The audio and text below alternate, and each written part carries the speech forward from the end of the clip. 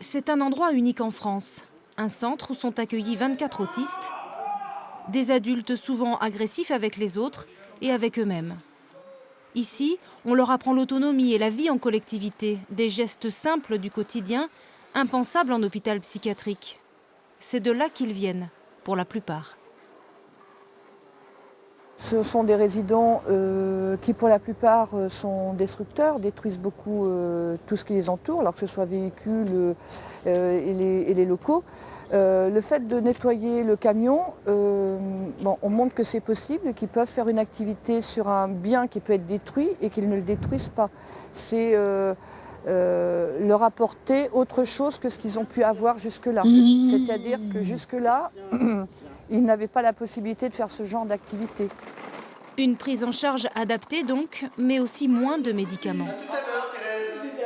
Ces méthodes sont aujourd'hui pointées du doigt par l'Agence régionale de santé. Dans ce rapport, l'ARS pointe des manquements aux normes, comme l'absence de magazines, de décoration aux murs ou encore de sonnettes dans les chambres. Reproche infondé pour le directeur du centre. Si on mettait des sonnettes, 80% de nos usagers les dégraderaient. D'abord parce qu'ils ne comprendraient pas à quoi ça sert et ils prendraient ça plus comme un jouet que comme un objet de sécurité en réalité. Donc pour vous, c'est une demande infondée? Tout à fait obsolète et qui montre la méconnaissance de l'handicap. Toute personne qui s'occupe d'autisme sait très très bien qu'elle n'est pas capable d'elle-même d'initier une demande.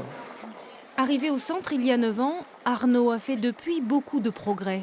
Le mois dernier, nous l'avions suivi sur son lieu de travail, un magasin de Poitiers où il pose des antivols 1 heure par semaine. Aujourd'hui, son père, comme nombre de familles de résidents, est inquiet pour l'avenir du centre et donc de son fils. On serait très ennuyé si on repartait en arrière. Si on repartait 10 ans en arrière, ça serait vraiment très préjudiciable pour lui. En attendant l'arbitrage définitif des autorités sanitaires, l'incertitude demeure. Un changement de gestionnaire du centre n'est pas exclu.